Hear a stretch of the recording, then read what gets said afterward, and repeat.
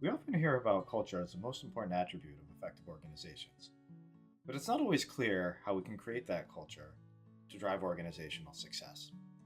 Today, we're going to take a look at a case study on legendary NBA player and coach Steve Kerr and take a look at how he put leadership and cultural practices in place to drive an intentional culture for the teams that he was a part of and led.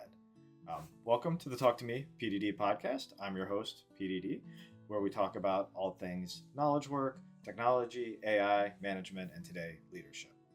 This is episode 41, Steve Kerr, Leadership and Culture. So Steve Kerr played a long NBA career, a lot of it with the Chicago Bulls, also with the San Antonio Spurs, making a significant impact to those teams, but also coming off the bench, meaning that he wasn't a starting player for those teams.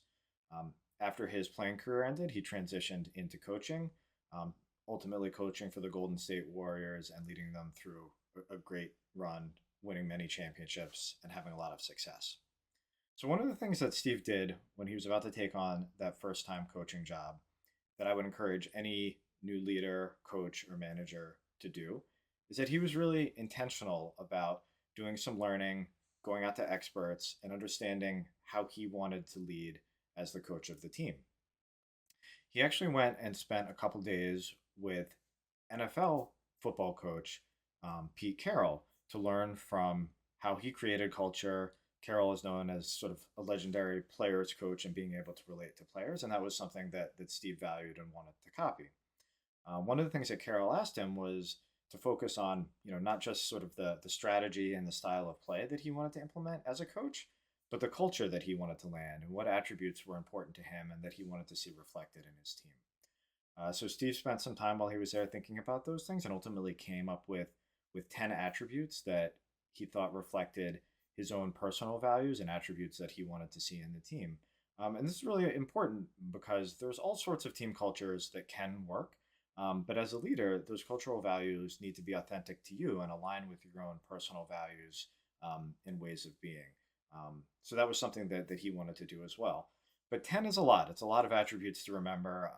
So he pared it down to 4, which he then took back and found became the foundation of the team culture that he had throughout his coaching career with the Golden State Warriors. So those 4 things were joy, compassion, competition, and mindfulness.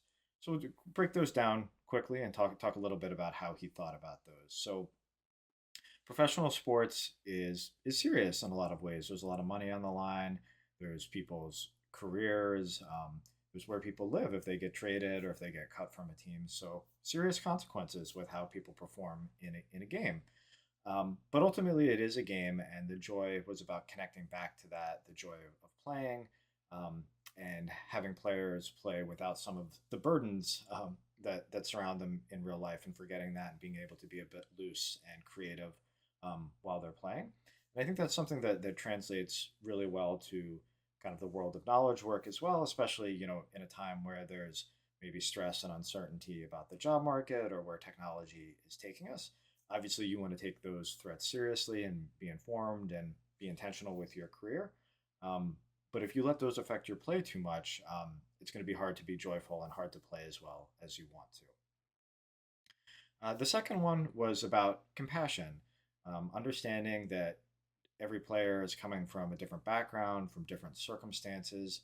They have different challenges. The challenges of a star player are different than somebody who's the last player on the bench. One is worried about paying their bills and getting cut, and maybe the other is worried about media scrutiny or chasing a MVP title or something like that. And then depending on the backgrounds that the players came from, they're going to express things differently from based on the way they grew up and their own personal values. So trying to understand those differences and relate to them. The third being competition, and ultimately basketball in a professional sense is about winning and about success and bringing championships.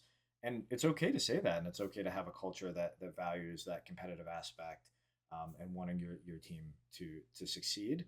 And that's something that's authentic to him as well.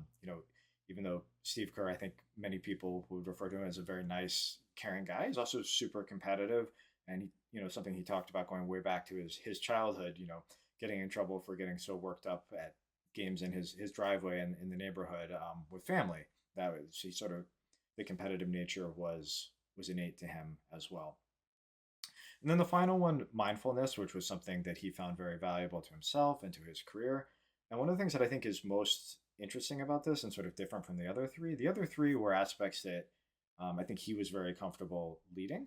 But one of the things he calls out is with mindfulness, this was an area that he found helpful and important, but where he wasn't necessarily the one qualified to lead in that area. So bringing in, an external expert to help the team with mindfulness. So I think that also shows a lot of humility as a leader, knowing when something is important, but maybe you're not the expert who can actually go and lead that for the culture in your organization.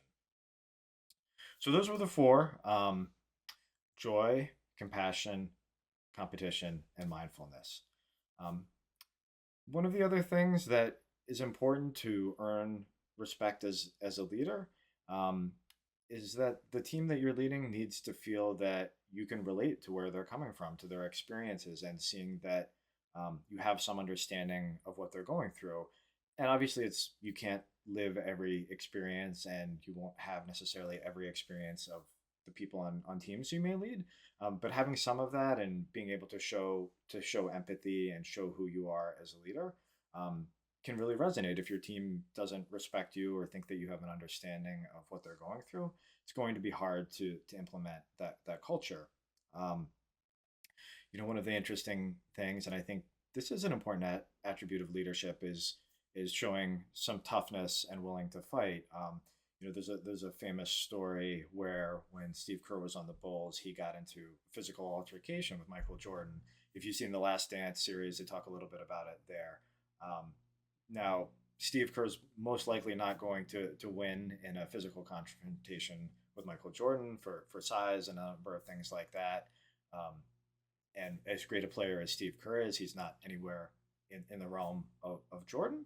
Um, but the fact that he was willing to stand up and fight in a fight that physically he would lose against somebody who is much more established and senior on the team really established that he was tough and that he was willing to stand up for the things that he believed in and for the team. And sometimes it's more important to stand up and not quote unquote win, um, to show that and to bring the team together. And that was something that helped that Bulls team bond together. And I think, you know, held Jordan in check a little bit there and helped the team look at Steve as a leader as well and being able to contribute. And actually, would have probably not helped had Steve Kerr won that fight. So sometimes you win by losing, and I think this translates as well into corporate leadership. I talked a little bit about it in an article I wrote called "Porcupine Leadership," which I can link to in the comments. That sometimes being willing to fight, not in a physical sense, but for things that you believe in and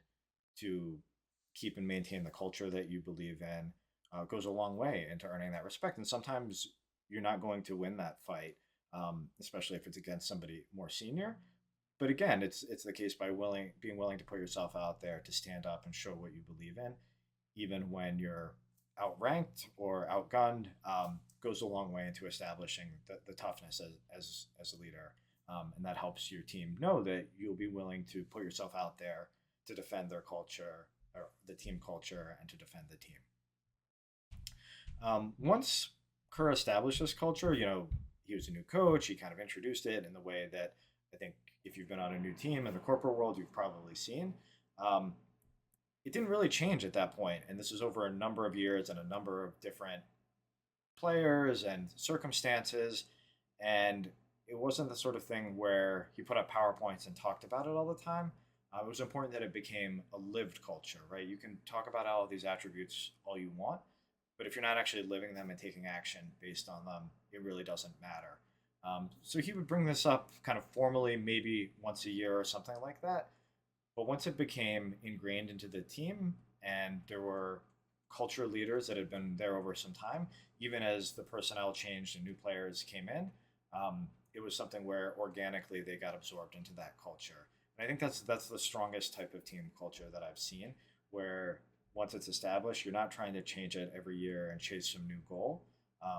And the players, the people on your team that have been there and bought into that culture, help maintain it and help lead it. It's not just you as the team leader who's trying to put that culture forward.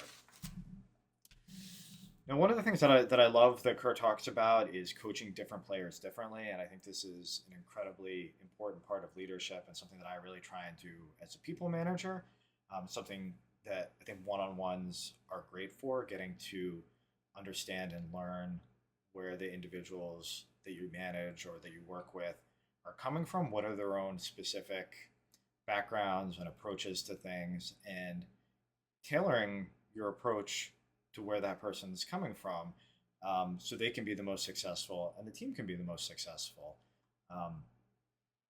And Kerr really bought into the idea of having these diverse perspectives with an inclusive and team where everybody can bring that perspective in, creating high performance. That's something, if you've heard about psychological safety, that's a key aspect to driving this high performance culture. So that was really cool to read about. And some of the players he had were quieter or more laid back, and he might need to actually call them out and encourage them to share their perspective.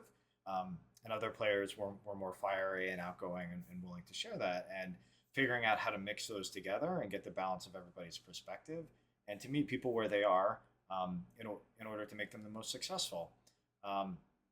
Another great lesson from getting to know players individually, one of the players that he managed who was on the more outgoing side was Draymond Green.